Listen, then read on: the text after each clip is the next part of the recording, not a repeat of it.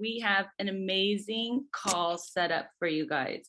So who I'm going to bring up to you right now, I'm so excited that you guys are going to hear from. She is an amazing ball of fire. She comes from San Antonio, Texas. She's a regional director. She loves something personal about her. She loves to be spontaneous. She told me a story one day. She woke up, it was her birthday, and she said, you know what? I'm going to jump out of an airplane today. And she did. That's my kind of girl. She loves to spend time with her nieces and nephews. I could totally relate to that, just spending time with them. And she's a powerhouse. I remember she set a goal to have a certain amount of people over in her marketplace. She told one of the co-founders, Mr. Tony Kupis, that she was going to do it. And guess what? She did. So amazing. So she fires me up just because of her drive and just being who she is and just being so goal oriented, and not only being goal oriented, but following through just with that Tony Kupis goal. So here is Regional Director. Get ready, get your notes, get your pen ready to hear from Miss Roxann Corralejo. The call is yours.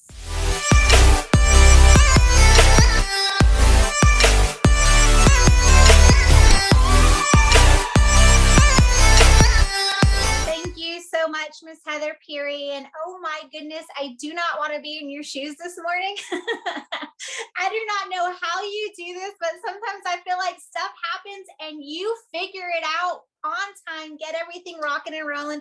So I appreciate you. I know everybody on this call appreciates you, all that you do, stepping up and helping us continue this call. Some people would just say, you know what, it's canceled, we got locked out, we can't figure it out, but that is not you. And I love this. I love the fact that we're able to hear from leaders just like Miss Heather Peary, everybody else that's on this call. So I appreciate the honor to be able to speak to you guys today. This is one of my favorite calls. It really is. Every single day, I love to jump on because these different personalities and these different leadership styles, you can relate to everybody one way or another. And there's always nuggets to be able to pull out of every single call. And that's kind of what the theme has been that I put together for you guys today, is that fact of, hey, I know some of us have been in this business for a really, really long time.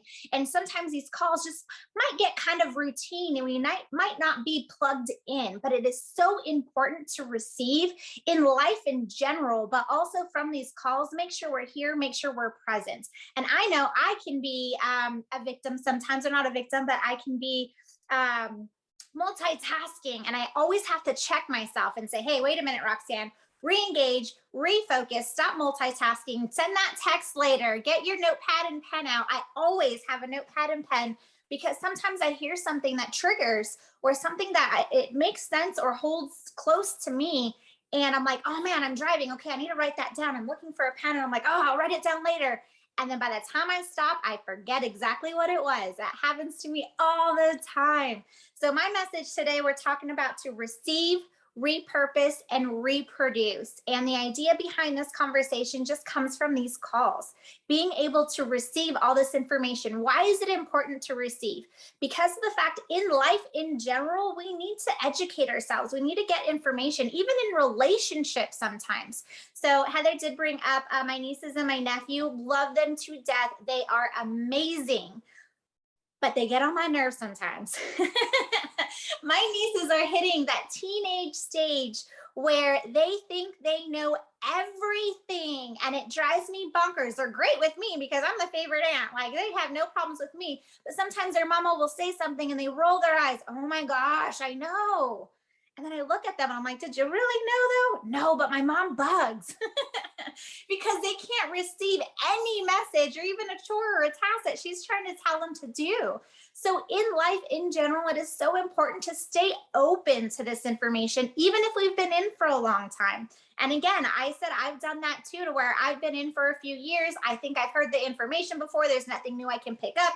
It's the same thing. We tell ourselves this, but in reality, because it's different speakers, it's not the same. I always pick up something new. I hear this, I see those heads go, and it's not, because it really isn't. That's why I always have my notepad and pen, even for presentations. I think that is the coolest when people are giving presentations and I'm like, oh my gosh, I love the way that they said that.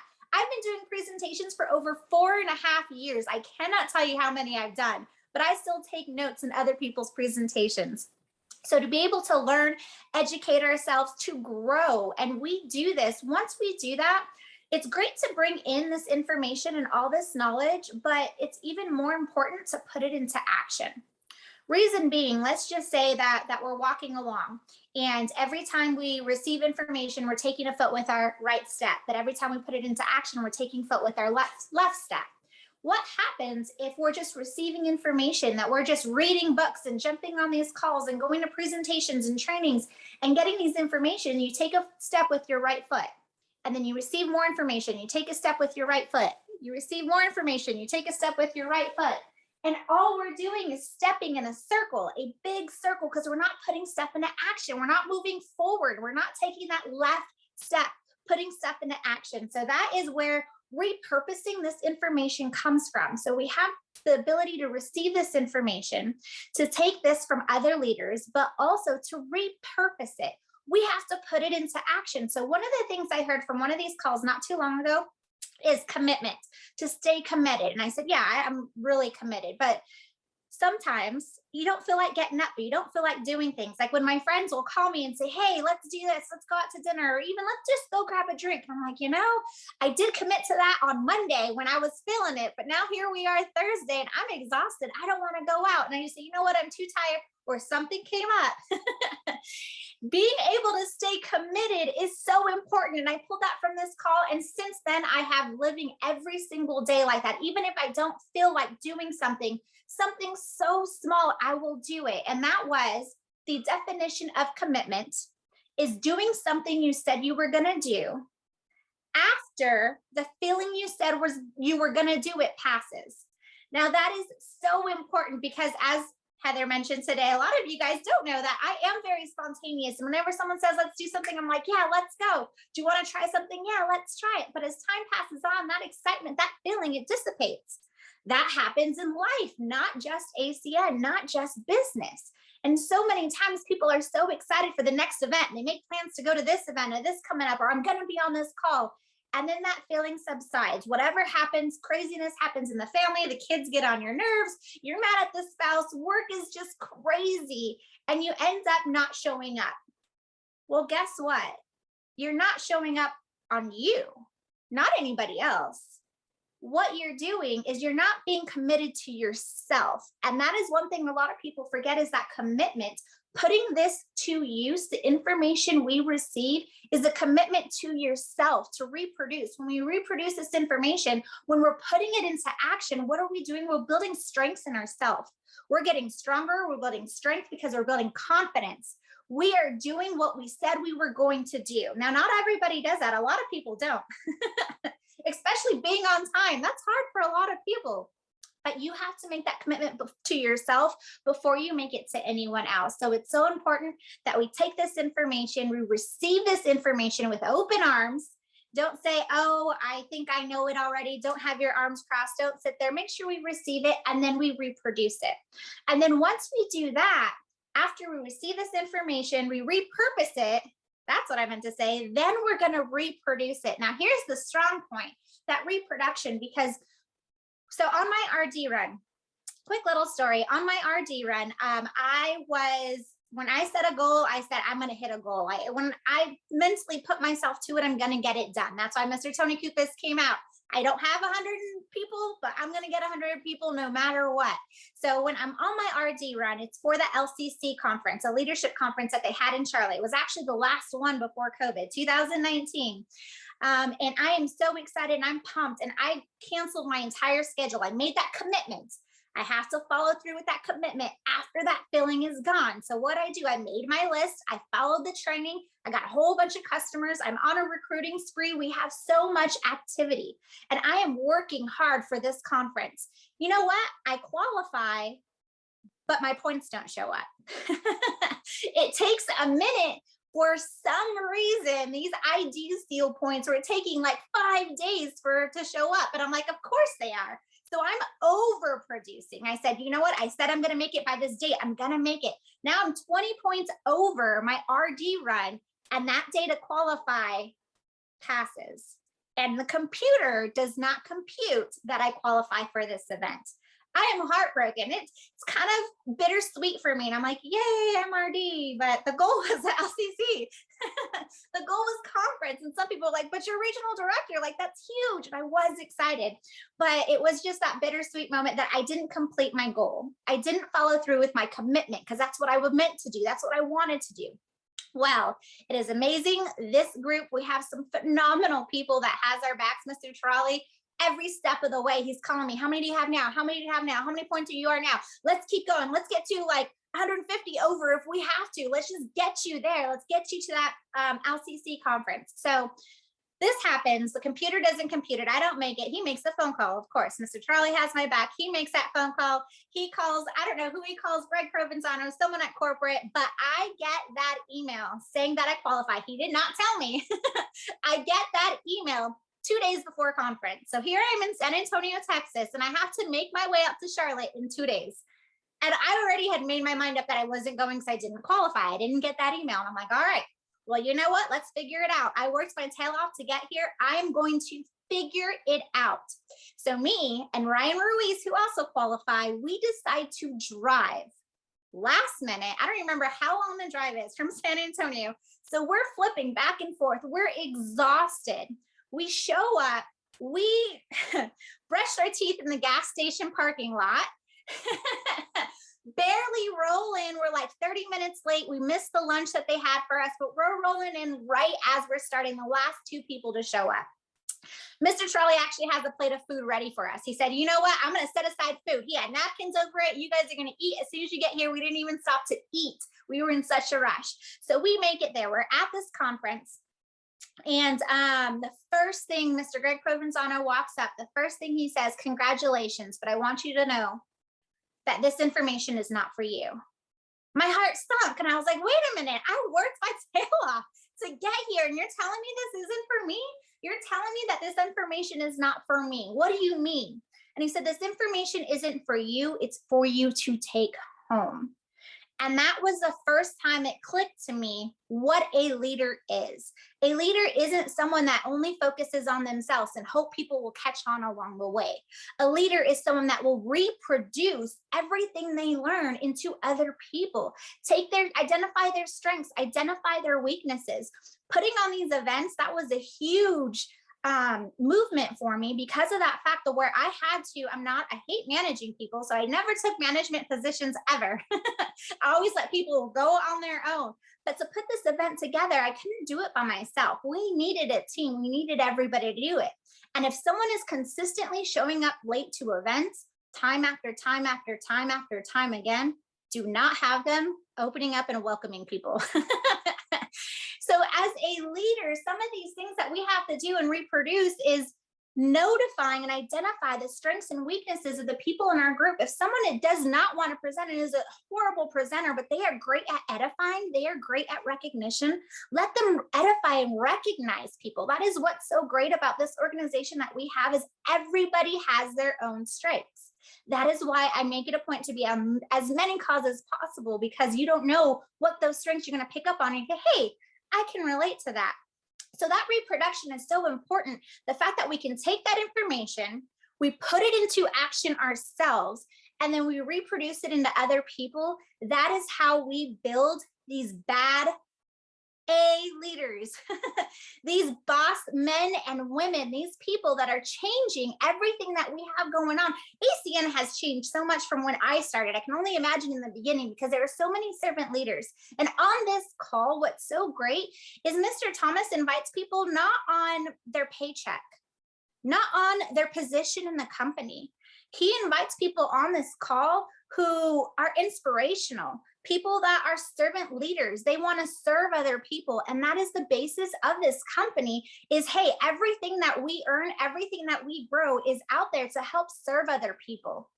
So I love the fact that this call is going on. My topic today was receive, repurpose, reproduce. With all the commotion going on, that's really what I got for you guys today on this topic. I'd like to, and I haven't been able to, open this call up for any questions. I know everybody's muted. We can put it in chat. Heather's looking a little worried about that. We're going to throw all kinds of things at you today, Heather. Elizabeth says, I've been a blessing. Thank you so much. So Miss Elizabeth Luna is phenomenal regional coordinator, not even part of my organization, but that's what's so great about ACN is that we're willing to help everybody. It doesn't matter whose organization that you're a part of. I reach out to Miss Heather Peary all the time because she is just a great person to be around. That energy, I love her energy. She's always positive. I reach out to her on a normal basis just to say hi because it gets me in that right momentum. I say, hey, you know what? Now I'm feeling good about myself. Let's go talk to people. Any other questions we have, you guys? I think I'm missing some in the chat here.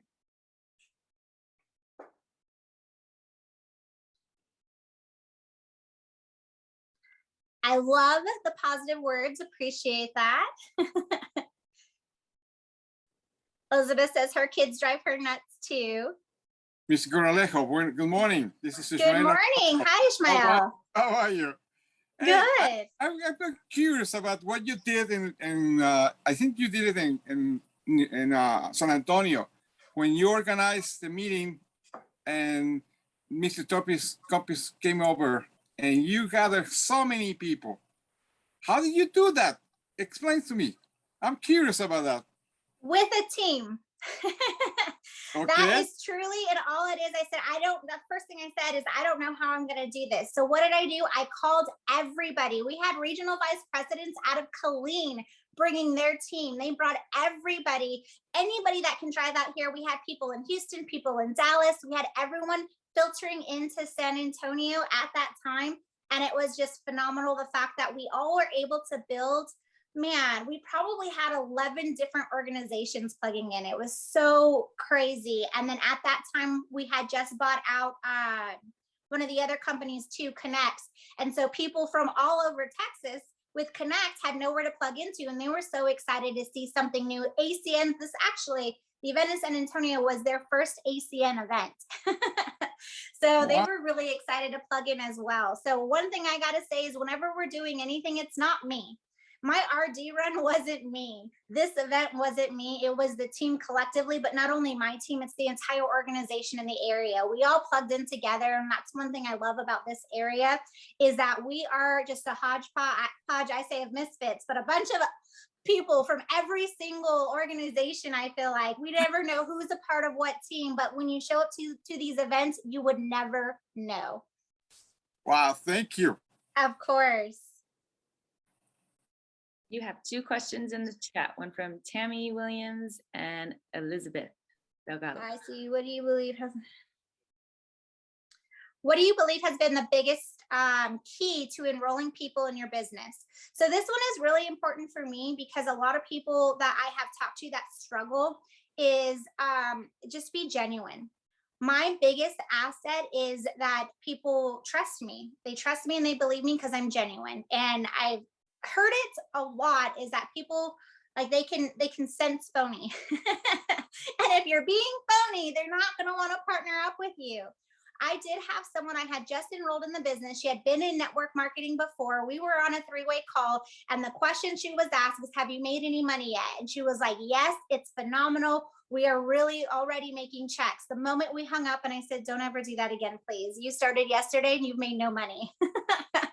Be honest. And that's one of the biggest struggles I face with the people from other network marketing companies is that they tell you I don't know what they learn or what they tell you, but they come in with this certain mindset. And I'm like, please forget everything you ever learned, because that is one of the biggest strengths that I think we have in our organization is that people trust us and believe us. And so said, all right, I'm going to try it. And going about it that way, when and if they don't succeed, because we have some people that just sign their 199 and don't do anything. They know it's them and it's not us because we didn't overpromise. We underpromised and we reached out to them.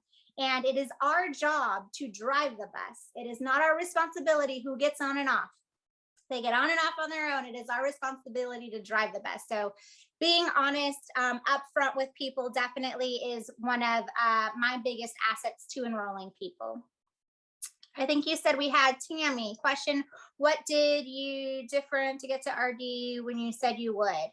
That shift, I don't know what triggered that shift, but it was when I made it, I said, all right, I'm going to listen to training. As a previous business owner before and someone that truly loves to serve people, I had a problem with asking for that favor. I would never ask for the favor. So I think I was stuck at 26 points or something like that a year in the business, but I had a massive team because people wanted to sign up. So we were great there, but I personally was not making any of those overrides because I didn't have any points myself. So I made that transition. I said, you know what? I'm going to follow training. I'm going to ask for that favor. We're just going to see what happens. And I was so shocked, from my attorney to my insurance agent to everybody that I did business with or had done business with. They said, absolutely. Why wouldn't I? Like, it sounds fair. Let me just help you out. And I've had people actually reach out to me during that time too and say, hey, Roxann, you sent me a bunch of referrals. What can I buy from you? How can I help you? And that was just really humbling for me because I had something against asking for that favor. And I learned that what I was doing is I was definitely not giving back to them and allowing them to do something for me. So follow the training. That's all I did. I made that mental shift saying it's gonna get done. And sometimes that's the hardest for people, is making that commitment and sticking to it. So just remember, staying committed is continuing to follow through what you said you were gonna do. After that feeling you said you were gonna do it is gone. I've been living every single day by that since I heard it. Did you say we had one more? Yes, from Elizabeth Delgado Luna, right under Tammy. Do you ever get tired of helping others? Absolutely not.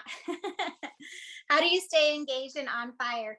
So one transition that I have made after that event when Tony Kupis came out, one transition I made is because I used to do a lot of stuff myself. I used to do all my one-on-one presentations and launches for my team. I would do it for my team. And I realized I was holding a lot of people back.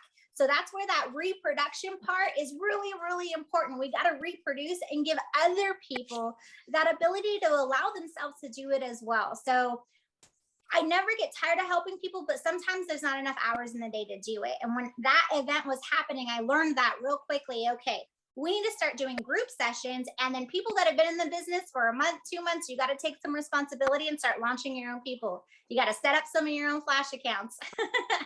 These little tasks that they should have been doing already, but I took that away from them.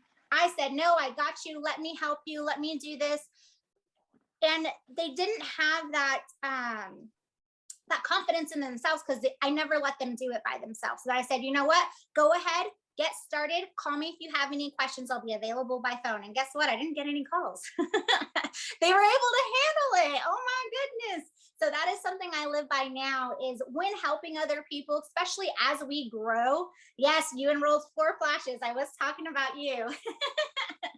When we allow people to grow, they will definitely, they will surprise you. And it was me holding them back, because even when I'm launching people, I take the computer and I'm like, wait a minute, you got to set up your own website. Why am I doing this for you? ACN teaches that, but it's really hard for someone like me to let go of the reins, because I always want to be helpful. But that is one important thing, is let your team do it first. After you've shown them, we do it.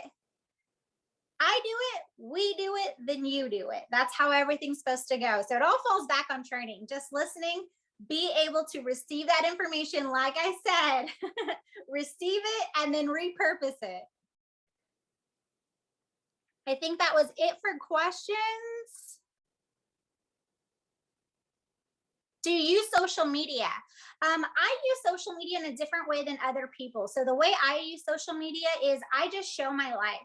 And I think for me, that is a huge reason why I do what I do, to be able to take my nieces and my nephew to school when their moms can't. Like, that is huge for me. When I get that phone call, hey, I don't have a ride. I got to be in work early. I don't have a ride for my little one. Can you please? Absolutely. I am there. So sharing my life, documenting that, like, hey, it is 9 a.m. and we're on the route to school, or I'm picking them up at 3 and I was able to pick up Starbucks or anything like that. I love to travel. So my traveling, I throw up there all the time. And it's more the way I utilize Facebook is I just showcase how I'm enjoying my life at the moment. And I love every minute of it. And that's drawing a lot of attention. Hey, what is it that you do? Hey, how are you able to do all this? And I let them know because I have a business that I can take with me. I work at the airport. I can work over there. It doesn't matter where the heck I am in the world.